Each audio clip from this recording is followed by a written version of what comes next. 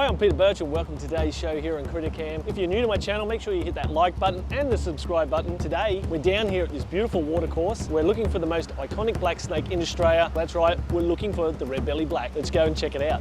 Like always, we need to treat these animals with respect and care. And today, we're using this beautiful hook supplied to me by a good friend Heath at Heath Snake Control. If you don't know where he is or how to find him, make sure you hit the link below. But more importantly, guys, this is what we want to talk about today, this beautiful specimen right here, the red-bellied black snake. Now, it's iconic in Australia and it's one of the most easily distinguishable snakes out of all the venomous snakes. Why? Because some of the other venomous snakes can start off banded and they can lose their bands, or they become banded as they get older. The red-bellied black snake doesn't change at all. From the day it's born to the day it dies, it looks exactly like this. Jet black on top with this beautiful bright red on the bottom there. And as you can see, he's very inquisitive. He's got his tongue flickering there. He's got a bit of a hood poking out, so he's very inquisitive right now. He wants to know what's going on. A little story for you guys. This is one of the very first venomous snakes I ever caught. I was 8 years old, out hunting for bearded dragons, believe it or not, and all I seen was this part of a tail going down into a hole, and as you can imagine, I grabbed it and I pulled it out, and as soon as I seen that bright red flash and how long it was, of course, as an 8-year-old kid living in the bush, I was taught to fear these things and hate them, so I actually let the snake go, and I was kind of very scared about the whole experience. Now, a couple of months later, I did notice one of these snakes sitting in the paddock after it just freshly been ploughed, and the snake was sitting up quite high. He was sitting up and he was very alert, just looking around, seeing what was happening, because obviously the ploughing had destroyed his whole environment. And from that moment on, I fell in love with these animals because I was very amazed how he could hold his own body strength, lift his body up to the ability where he could actually look around and survey the land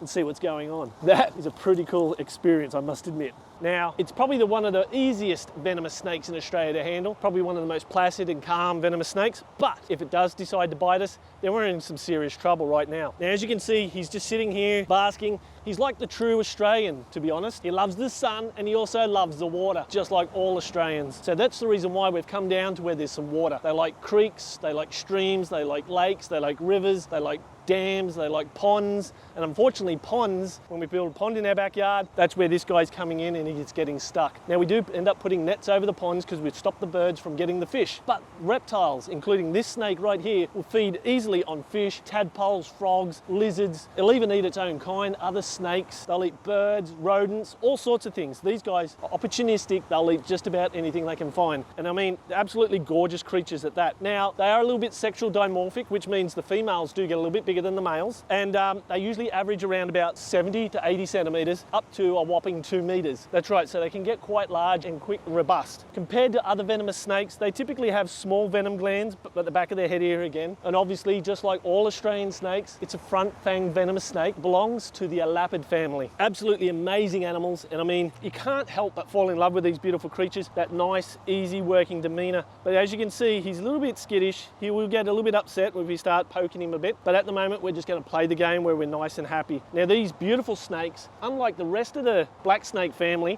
now there's quite a few members of the black snake family, including the mulga snake or the king brown snake. Don't know why, it's usually oranges to reds and tan colors, but never a brown snake. We're all part of the same black snake family. All the other guys lay eggs. These guys have live young. That's right, they give birth to live young. And how do they do that? Well, basically they have these clear membranous sacs that they push out, the babies will tear out of it, and then the babies will move on and live for the rest of their life, completely able to take care of themselves. They have active venom from the day that they are born, so we need to treat that with a bit of respect. When regards to the venom, although the venom from this snake is very weak compared to the rest of Australian venomous snakes, a bite from this snake is very painful indeed. And in fact, at the bite site, you're going to experience some swelling, you're going to get a bit of nausea, you're going to get a headache, you're going to vomit, and you're going to wish that you were dead. But this snake's venom is very slow acting and no recorded deaths for quite some time. Now, it's believed that they did cause some painful deaths back in the early days, but none of late. An absolute gorgeous animal. And as you can see, the more he's warming up now, the more he's getting into that bit more of a threat display. You can see him hooding up, standing up, very cobra-like, right? So you can see the reason why he belongs to the same family as cobras, but he's not actually a direct ancestor.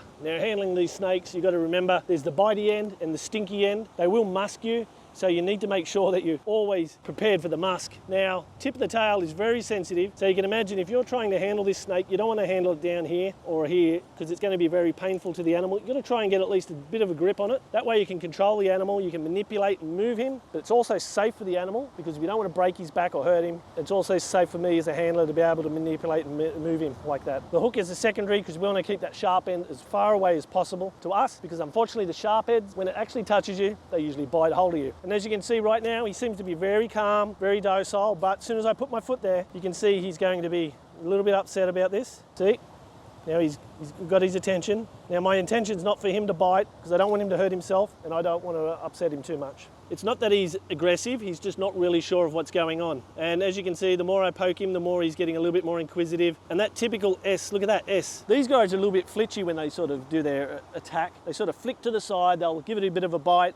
It's not unusual for these guys to chew on your shoes while you're trying to catch them. So you always got to treat them with care in the wild. And we also need to be responsible for their environment. Now these guys, like I said, they do like water because they feed mostly on animals that are around the water. They've also been noted to go down into the water, stir up a bit of the sediment onto the bottom, flush out some of the eels and other fish, and then be able to feed on them.